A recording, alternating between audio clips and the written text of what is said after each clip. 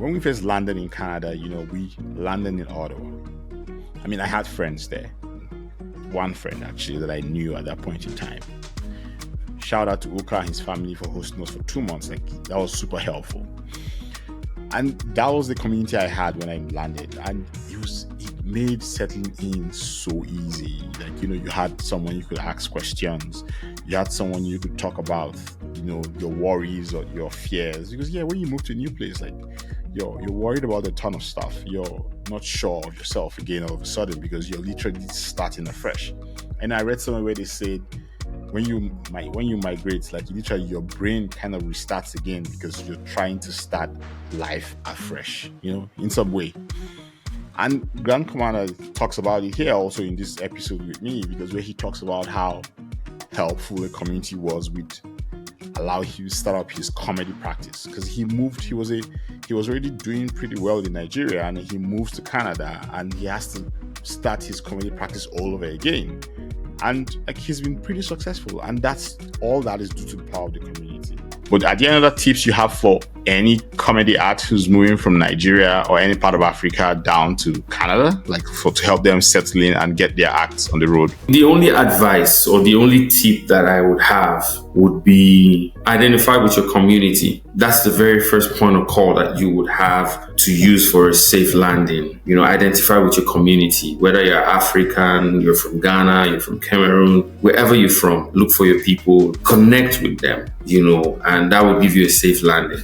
So in this episode, we talk about, he tells, Grand Komanda is a really funny person. We talk about, where he was at this event with one of the chief of police, and he started cracking jokes about police stopping him. He talks about starting the first Nigerian-Canadian comedy club and a lot more stuff. Enjoy his story. Hi everyone, welcome back to the Newcomers podcast. Today I have with me Grand Komanda, who's been in Canada since 2019 and who started the first Nigerian comedy club here in Canada. So happy to have you here. Welcome, man. Thank you so much. I appreciate it. When you say started the first comedy club in Canada, some people would think I'm some big man or something and all that. I think that I get that point, but I also feel like it's just about starting stuff. And I think you're doing something amazing, because, and maybe let's just jump into the question straight away, because I think the first question I have for you is, what are your thoughts on comedy storytelling and how it helps to basically just kind of drive culture or literally just spread the culture of the people? Because you're literally a Nigerian-Canadian stand-up comedy act who's performing in Canada. What are your thoughts? You've performed in Nigeria, now coming here, performing here. How does that help? I'll start off by introducing myself. My name is Ofili Michael Chijindu. I'm from Delta State in Nigeria. I've been doing stand-up comedy now for a little over 16 years. Yeah, just a little over 16 years professionally, but officially moved to Canada 4 years ago, June of 2019. My wife and I moved here. To be honest, I will always say it any day, anytime. I love stand-up comedy. Not just because of the joy that I see on people's faces, when I'm at a show, when I'm performing, and all of that, but because it gives me an opportunity to tell my story, which is basically what stand-up comedy is about. Stand-up comedy is about storytelling. And that's why a lot of times I struggle to get people who don't understand how you can bring a comedian up on stage and expect him to crack up an audience in 2 or 3 minutes. Nah, it's never done. It's not done because stand-up comedy involves storytelling. There's always a punchline at the end of it, but you need to build up, there's always a climax. You have to get to that point. So stand-up comedy, I love it because it allows me to tell my story. It also allows me, to run social commentary, which is pretty much what stand-up comedy is. Take everyday events that happen around you, things that are on the news, on social media and entertainment, things happening between people. You're driving down the road, you see something funny that just comes to your mind. You're able to talk and comment about all of that. So that's basically what stand-up comedy is about, storytelling, social commentary, and that stand-up comedy cuts across every single aspect of life. Mathematics, geography, biology, security, carpentry, plumbing. Think of anything that happens, in the life of a human being from morning to night. it definitely involves stand-up comedy. I mean, we just literally look at everything that's happening around us as comedians and we extract the humor from that situation. So something tragic can happen right now. We choose to extract that 2, 3, 4, 5% humor part of it. That's what we extract. And we make so much jokes out of it. So a lot of times, that's why people look at comedians and say, oh, comedians are unserious. Oh, why is he being so unserious in this kind of situation? And he's making that kind of funny. And we're like, no. That's just how our brain is wired. Just is something serious happening. But it's the comical part of that serious thing that is happening that triggers us. So let me tell you, let me give you an example. I was at a wedding that I went to MC, and we had to observe a minute silence, for the late father of the bride. And, so after I had announced it, I'm like, oh, ladies and gentlemen, let's observe a minute silence, for the late father of the bride, announced his name, and everybody stood silent for about, a minute, And whilst everybody was quiet and all of that, I just kept looking around the hall, and I'm looking at everything that's happening, and in my head, I'm like, are people really observing a mini silence because they love this man or because they miss this man? Or what exactly is going through their minds? And in my mind, I'm just looking at some of them and I'm like, I know definitely some people in this audience are thinking of the amala and the ewedu and the small chops that they will eat after this thing.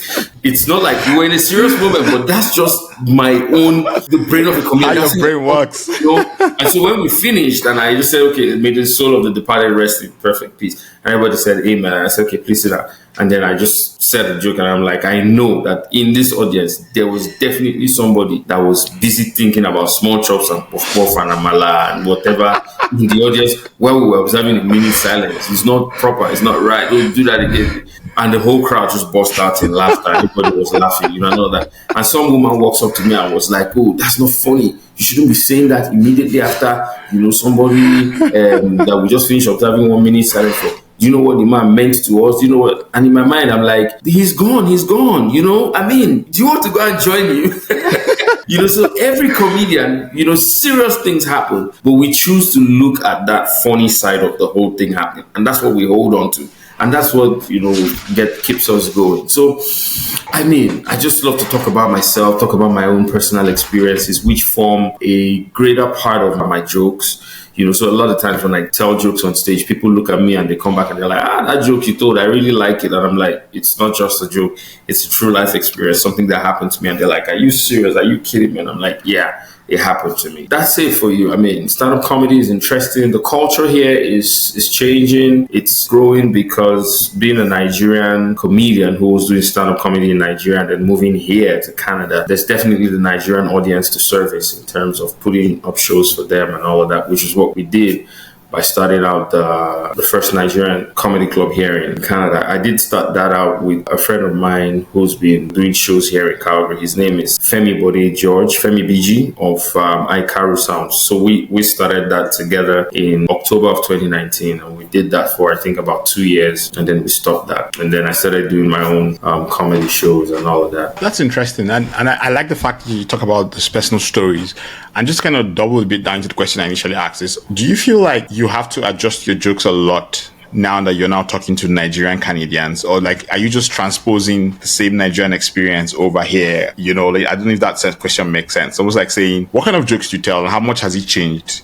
Because again, you're Nigerian, you've been Nigerian for a while and then you've come here. So comedy is a universal language. There is no religion, there is no race, there is no tribe, there is no language, there is no school of thought that is devoid or that cannot relate to comedy. Comedy is a universal language. Even if you're an atheist, you will definitely need to laugh. Even if you're a Muslim, you want to laugh. You're a Christian, you would laugh. You're Roman Catholic, you're Pentecostal, you are Buddhist, you would definitely laugh. Even if you're transgender, you are bisexual, you are gay, you are straight. Whichever one you are Al-Qaeda, you are CIA, you're FBI, you would definitely need to laugh. And that, that language of humor, that language of comedy cuts across the divide. And so the most important thing, which brings me back to what I said at first, is comedy is about storytelling. And so once you're able to tell your story or tell your jokes, to people and they can relate to it, you will definitely pass your message across. Now, a lot of times, what helps me is because I do more of observational comedy and I do comparisons. I'm able to still tell my Nigerian jokes because these are things that have happened to me. And when I start to tell people about the things that have happened to me, the way I say it, they're able to relate to it because it's peculiar to me, and I'm able to, paint that humorous picture to them. I haven't really had to adjust that much of my materials, so to say, because I do observational comedy. So I might be driving down the road or I might get pulled over by the police or the cops, here and then I can get to talk about it, because the way the police will pull me over here in Canada is different from how they pull me over in Nigeria. So I'm able to, do that comparison. Yeah. Like, oh, okay. And of course, everybody can relate it. I was at an event recently where we had the chief of police, the Calgary chief of police was in attendance, and I just told a joke about how they pull you over here in Canada and the police officers pull you over and then it will take them maybe like 20 minutes before they come out from their police cruiser to come talk to me. And I'm like, do you know how much pressure I'm under within that 20 minutes? That you're inside your car. Yeah, you put on your lights, you pull me over. I'm sitting there and I'm like, what's going on? Come and talk to me. Don't just keep me sitting there and waiting. I'm tensed up, And you come out and you tell me to wind down my window. I pull the window down and you're asking me, do you know why I stopped you? Even if I know why you stopped me, I won't tell you. Because I don't want to get a ticket, So these are things that happen every day. It's happened to me. I've been pulled over by the police, once, and I was able to create a joke out of that tense situation, and the chief of police was there and the man was laughing and all that. And I'm like, yeah, that's true, So it happens a lot of times, and that's the beauty about being a stand-up comedian. You're able to tell your own experiences. Some people think up these jokes. Some comedians write, they think, but some of us are kind of like spontaneous. It's things that happen to us that we get to talk about. And wait, chill. I want to ask a question. So you mean that every single joke you told at the Basket Mouth show was spontaneous? Yeah, some were spontaneous. Some were actually real life experiences. Yeah, but almost like literally you were just going with the vibe and just going with the vibe. Crowd. Exactly. I love to interact with the audience. That's one thing for me. I love to interact. I always assume that the comedians come with they have a script they want to run with. So a lot of times you have, say for example, I might be at home and some joke just drops in my head. I pick up my phone and I can type it out, save it in my notes. I may not develop it fully, but I could just type it out there and leave it there. So a lot of times when we're going to shows, most comedians, I do that as well. Going to a show, I can write out maybe 2, 3, 4, 5, 6, 7, 8 or 9 or 10 of my jokes that I want to tell at that event. And I can get to the event and something spontaneous might happen in the audience. I might end up not even using those jokes that I prepared for. And it's stuff that are happening right there and then in the audience that we get to talk about. Someone just says something in the audience and it just triggers something creative in my brain. And I'm like, oh, okay, nice. And then we start to talk about it. And somebody else in the audience says something, I can pick that up as well and start to talk about it. So spontaneity for most comedians is also very, very important and very, very necessary necessary, because sometimes you can get to shows and the jokes you planned to use are not just hitting. They're not landing, just not landing at all. Landing with the audience. What do you do? You have to improvise right there on your feet. And that's why I said that the job of a comedian, or being a comedian, involves so much. So you're reading the audience, you are dissecting their reactions. Okay, I said this word. Did it get them? How much laughter did I get? Okay, I got quite a little. Okay, let me try this. So there's a lot of calculation going on there. There's emotional intelligence going on there, whilst you're doing all of that. Yeah. So looks like we've spent like the first 15 minutes talking or learning about stand-up comedy. I want to just kind of go back to ask a question. So what did you think Canada was going to be like before you moved? And then what was it really like for you, especially seeing you've spent 4 years now doing comedy? So to be honest, when my wife and I decided we wanted to leave Nigeria, I wanted to go to the US. Because I knew that, well, stand-up comedy was big in the US, but she was like, let's do Canada. Of course, I've heard of Canada. She picked Canada. She picked Calgary, to be precise, and to be honest, when she said, let's do Calgary, the first question I asked her is, what is Calgary?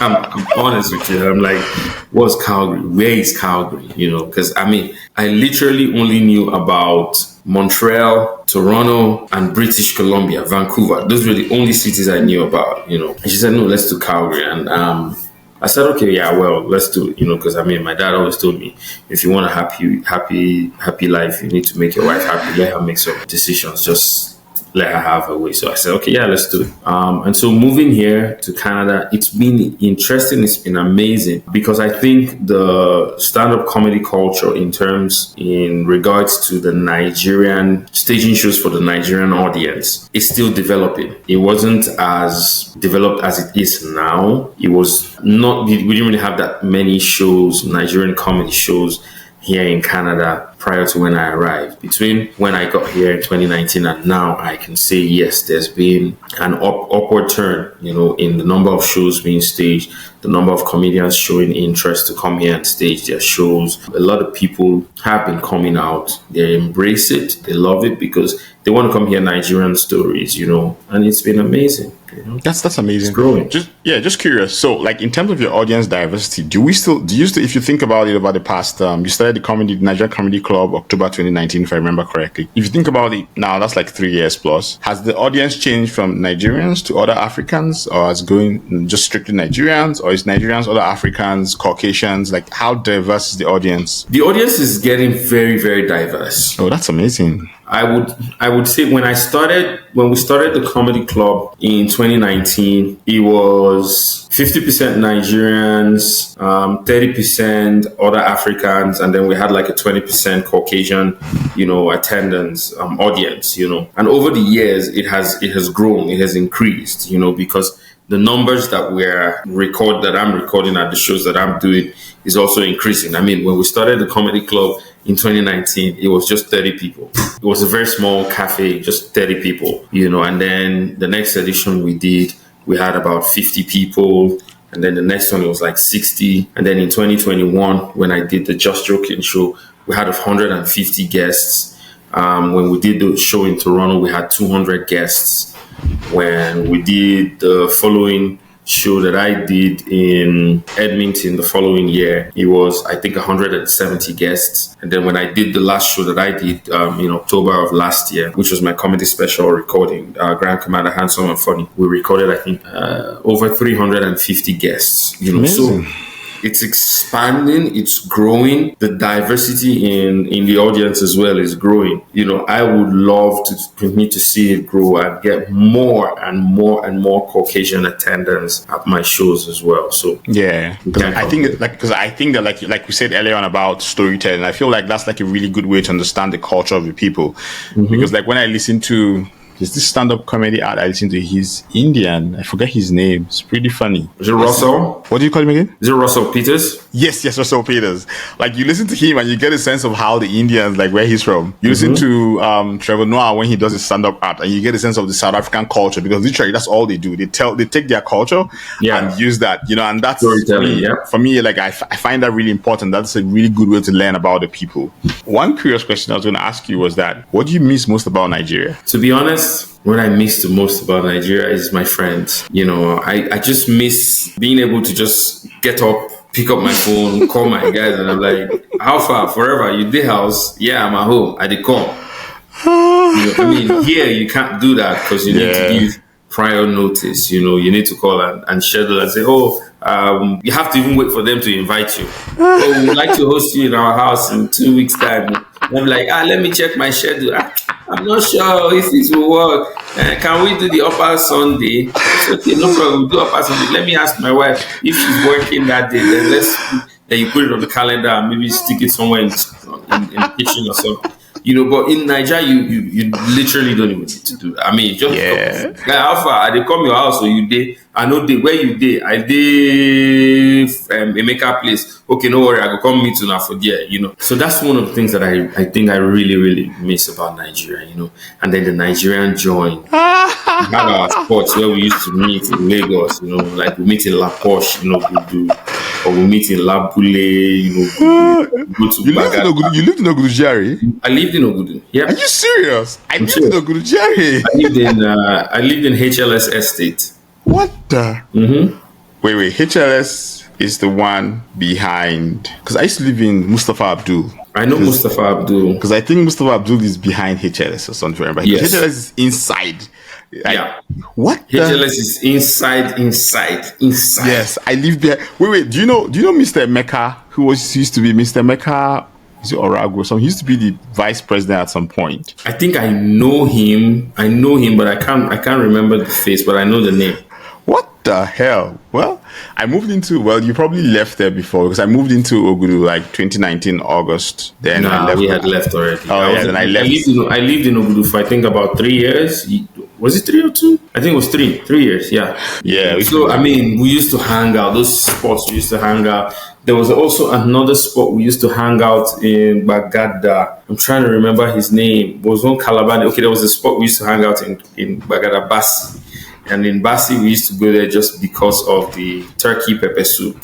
And then there's another place, I'm trying to remember the name. It's beside one Redeemed Church. I can't remember the name. So we have, that's the beauty about Nigeria. That's what I miss about Nigeria, because myself and my friends, we had different spots where we used to hang out. And each spot was unique because of what we would get in that spot. So we always would go to Basi because we want the turkey pepper soup. We'll go to La Poche in Ogudu because we are going there for their, their grilled catfish. And what again did they used to have? And their potato fries. That's what we used to go to La Poche for. Labule, we go to Labule because we want to go and eat amala. And we do it's soft momo. That's what we go there for. This other joint in Bagada that I'm trying to remember the name, we used to go to that place because of their unkobi and their cow. What part of Bagada was it? Was it on the left or the right side? It's on the right side. It's close to the General Hospital. I don't know that place. It's close to General Hospital. It's on Christ Church. I think it's on Christ Church Street. And so that's the beauty of Nigeria. You just have different places where you want to go to, and you know what you are going there. So you discuss with your guys. They're like, "Oh, guys, I want those guys on Friday. Where will we go?" And they're like, we go La Poche last week. No, go La Poche. No, go Bagada. Okay, no problem. Where now? No wahala. And we all converge, and it's always an amazing time. Yeah. Okay, so I think I have 2 more questions for you. I think the first question is there anything you would have done differently in hindsight coming down to Canada, if you look at your journey from when you landed till now? I don't think there's anything I would have done differently per se, because life is a learning process. And I think I was just really blessed, an opportunity to meet some, really, really nice and accommodating and helpful persons in the city of Calgary when I first came here. I met a Nigerian lady who is here in the city of Calgary. She's also an events promoter as well, Fina Brooks. I met Ikaru Sounds, I met Larry Ajayi, I met a couple of event planners and people here, and some very amazing people in the events industry as well. And over the years, it's been 4 years now, and I can see what they have been doing, and they've really, really helped shape the entertainment culture here as well. So I would say if I had known these persons better before coming here, it would have helped me maybe a lot better to, network properly, curate events together and all of that. But we're not doing badly right now. We all know how we come out to support each other's events and all of that. So in terms of entertainment, I don't think there's anything that I would say, okay, I would have done this differently and all of that. But in terms of maybe business or, family and all the other things, yes, maybe I could say, there's a few things I probably would have done differently and all that. But in general, I think everything is all worked out really good. I've just been blessed to meet so many amazing people. They're so many of them. So many of them. You want to talk about the things you have done differently, family-wise, or you don't want to talk about it? That's okay if you don't talk about it. Done differently, family-wise. My family is okay right now, man. No, you said something about like if you was like you said business-wise, like intimate-wise, you're cool, but like the other parts, like maybe settling with the family and stuff. Yeah, no, settling in with the family. If we had come in, when we came in, if we had known, we probably would have maybe bought the house a lot earlier instead of having to wait till when the rates are now crazy and all of that, and all of that. But it's all worked out pretty good. So, we can't complain. Yeah, cool. And I think the last question I have for you is like, if you have any, like, do you have any tips? And you've maybe talked a bit about it when you're talking about the meeting the folks, entertainment and networking better. But are there any other tips you have for any comedy artist who's moving from Nigeria or any part of Africa down to Canada, like to help them settle in and get their acts on the road? The only advice or the only tip that I would have would be identify with your community. That's the very first point of call that you would have to use for a safe landing. Identify with your community, whether you're African, you're from Ghana, you're from Cameroon, wherever you're from, look for your people, connect with them, and that would give you a safe landing, because that's what helped me a whole lot when I got here. The Nigerian community was so welcoming to me. The Nigerian community, professionals in the city, doctors, lawyers, business people in the Nigerian community were just ready to, consume my entertainment content that I was putting out there. The shows I was doing, they were ready to come. They were ready to buy tickets and come watch me, and gradually this guy has formed a very, very, very, very solid part of my fan base here. I don't like to use the word fan base. They form like a very, very large part of my support system, and these are people who over the years, when I do stuff, they still come out. They say, oh, this guy is one of us. We have to be at his shows. They literally help me do all of the marketing that I need to do. Once I put out a flyer, these guys are already sending it everywhere and talking about it and telling their friends, oh, you must come, you have to come. Let's go to Grand Komanda's show. Let's go do this. Let's go watch this. Let's go to this. And they're paying, and each time they come, they get value for their money. So aside from just, advising anyone who's coming here to say, okay, identify with your community, I would also say that you need to give them value for their money. Anyone who's paying money to come to your shows, you need to deliver. You need to prepare well. You need to entertain them. You need to give them value for their money. So when next you want to do something, they will come out and, package yourself properly. Put yourself together. Brand yourself well.